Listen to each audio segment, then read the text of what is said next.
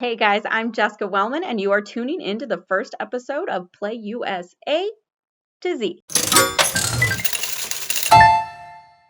Each week, we're going to fill you in on the biggest online gambling stories of the week from around the nation and let you know what that news means for you guys.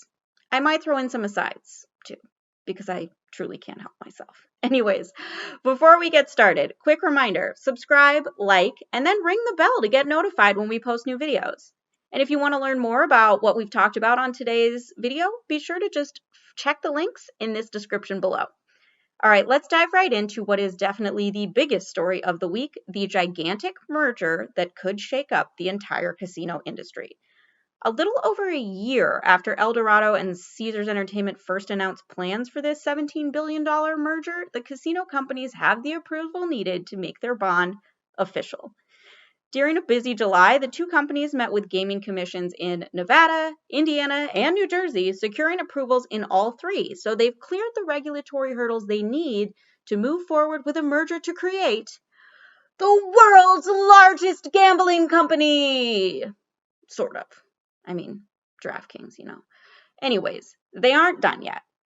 A few things still have to happen before the new company, which is still going to go by Caesars Entertainment, gets to really make things copacetic. Namely, the group has to sell off some properties. Gaming commissions are kind of fearful of monopolies, so with two groups joining forces, they stipulated that they needed to offload a couple of assets. So in New Jersey, they're dumping Bally's and that beautiful Wild Wild West theme, and in Indiana, they've got to get rid of 3 different casinos. If you're thinking that they will just offload the horse betting facilities, think again. The Indiana Horse Racing Commission said no to that and demanded more money for those properties, so the group will likely sell off Caesars Indiana, Horseshoe Hammond, and Tropicana Evansville. The details of the merger are settled. There is one thing that's a little unclear, though, and that's how big a role Eldorado's sports betting provider William Hill is going to play in sports betting. When they met with Nevada, the group said that Will Hill would take over all the Nevada sportsbook operations. What they didn't say is if that'll be the case in states like New Jersey, Pennsylvania, and Indiana, where Caesars also has online sports betting. It sounds like Will Hill's going to power the books and there will be Caesars branding, but even that isn't 100% set in stone yet. Caesars may be the biggest gaming company, but actually when it comes to online gambling, they're not the top dog in any market.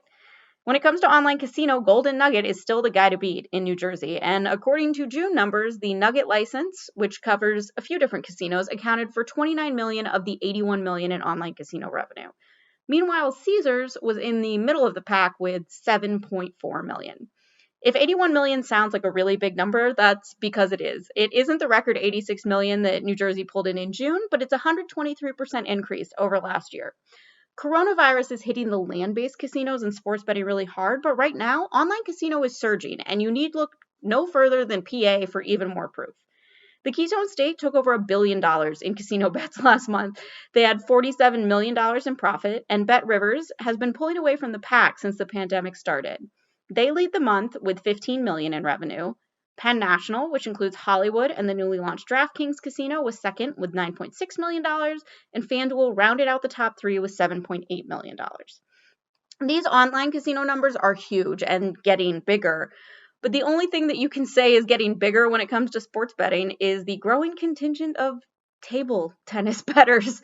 Listen, we all know with minimal sports running that beggars can't be choosers, and bettors are learning to manage to generate a not insubstantial amount of betting despite the lack of major sports to bet on.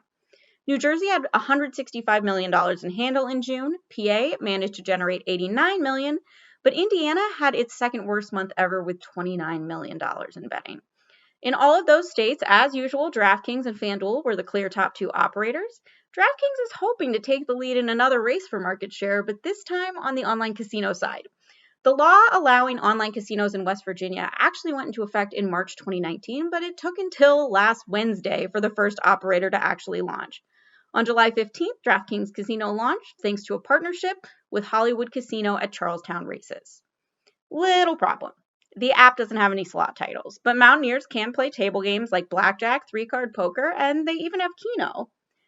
Being first to market is a great way to start establishing dominance, but as New Jersey and Pennsylvania have shown us, first to launch doesn't exactly equal first in revenue. Basically, DK needs to get some slot machines going soon, because what we do know is that a big library of games is the way to keep online casino customers. Now, DraftKings is the top sportsbook operator in West Virginia, and those customers have to count for something, but we need some slots, man. Meanwhile, West Virginia's neighbor to the north is taking its first steps towards putting its new gambling laws into effect. Virginia's wide-spanning law allowing for casino referendums and statewide retail and online sports books went into effect July 1st. What does that mean? Not much. Okay, at a Virginia lottery meeting last week, the group provided a rough timeline of what needs to happen, and they actually released the first set of preliminary regulations for the public to comment on. They'll have more regs in August.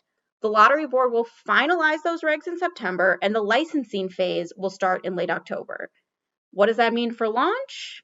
I'd say it looks like February, which, given the current volatile sports betting calendar, will either be in the middle of college football season or just in time for March Madness.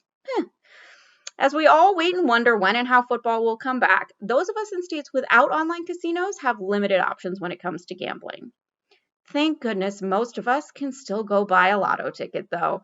One Michigan man is more than a little happy about that. He was at a gas station. He needed some change to put air into his tires, and he bought what he thought was a $10 scratch off to get that change for the air machine, and it ended up changing his life. First, turns out he bought a $20 ticket, and that $20 ticket was worth $2 million. So after taxes, that comes out to roughly $1.3 million, which is certainly more than enough to keep air in your tires for the rest of your life. The thing is, that Michigan man isn't the only person hungry for some change these days. There's actually a nationwide crisis of coin, if you want to call it that. Understandably, with social distancing and a pandemic, more and more people are doing cashless payments. So as a result, everyone from grocery stores to casinos are running short on change. Some Colorado casinos are trying to solve the problem by drawing in the contents of their customers' piggy banks, promising promotions with casino credit in exchange for your quarters and your dimes. Other states are following suit, so if you want to bring in your penny collection to play some penny slots, now just might be the time.